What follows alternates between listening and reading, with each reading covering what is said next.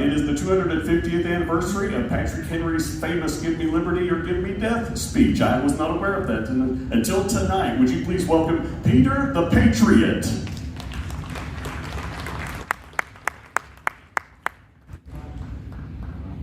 Good evening.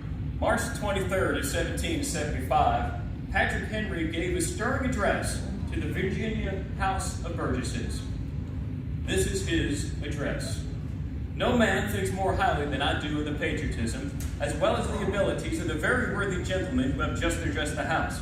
But different men often see the same subject in different lights, and therefore I hope it will not be thought disrespectful to those gentlemen if, entertaining as I do opinions of a very opposite character to theirs, I shall speak forth my sentiments freely and without reserve. This is no time for questioning before the House.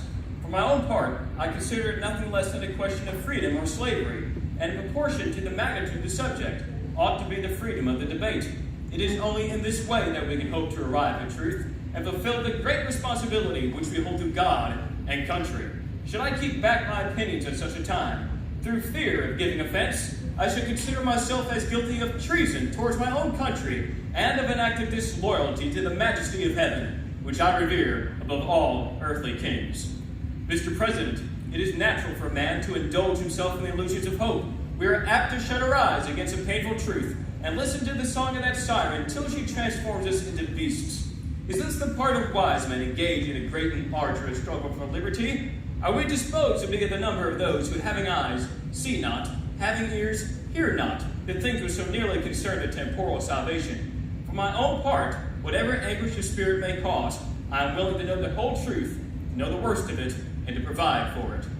I have but one lamp by which my feet are guided, and that is a lamp of experience. I know of no way of judging of the future but by the past. And judging the past, I wish to know what there has been in the conduct of the British ministry for the last 10 years to justify those hopes with which people have been pleased to solace themselves and the House. Is it that insidious smile with which our petitions have been lately received? Trust it not, sir. It'll prove a snare to your feet. Suffer not yourselves to be betrayed with a kiss. Ask yourselves how this gracious reception of our petitions comports with these warlike preparations which cover our waters and darken our lands. Are fleets and armies necessary to the works of love and reconciliation? Have we showed ourselves so unwilling to be reconciled with that force must be called in to win back our love? Let us not deceive ourselves, sir. These are the implements of war and subjugation, the last arguments to which kings resort. I ask, gentlemen, sir, what means this martial array? If his purpose be not to force us to submission, can gentlemen assign any other possible motive for it? Has Great Britain any other enemy in this corner of the world to call for all this accumulation of navies and armies? No, sir, she has none. They are meant for us. They are meant for no other. They are sent over to bind and rivet upon us those chains which the British ministry have been so long forging. And what have we to oppose them? Shall we try argument? Sir, we've been trying that for the last 10 years. Have we anything new to offer upon the subject?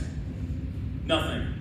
We have held this subject up in every light of which he is capable, but it has been all in vain. What terms shall we find which have not been already exhausted?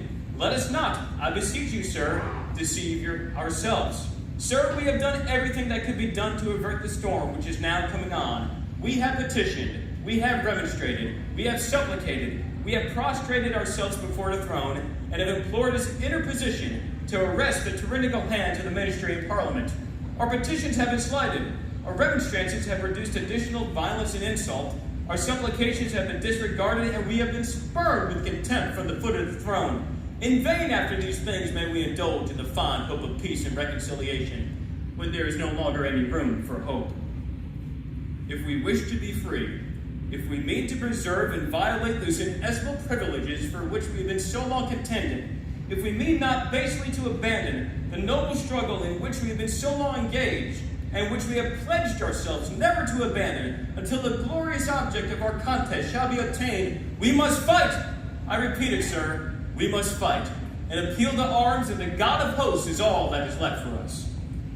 They tell us, sir, that we are weak, unable to cope with so formidable of an adversary.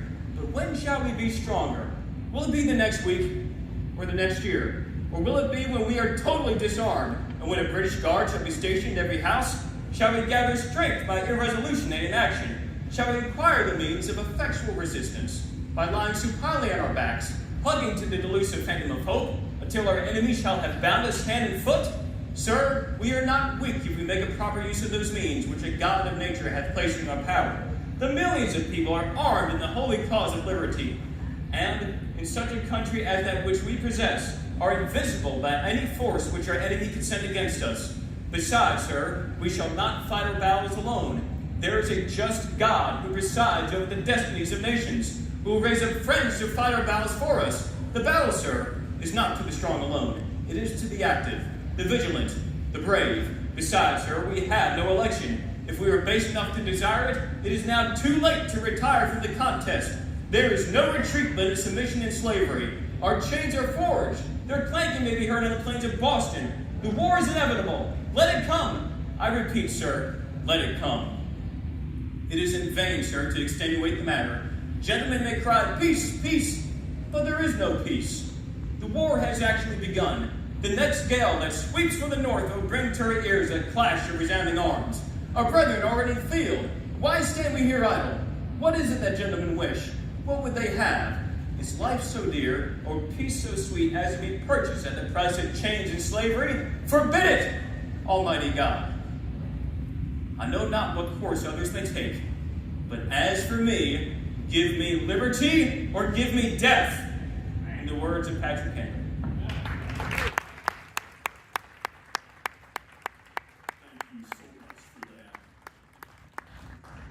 One of the greatest statesmen, not just of his time, but in history, and the bravery of these men and women that fought for our liberty initially, and those that are recognized tonight here that help keep us free. I was just reading this, the final paragraph of the Declaration of Independence, which begins with, "We therefore, the representatives of the United States of America," states that the signers mutually pledge to each other our lives and our fortunes and our sacred honor.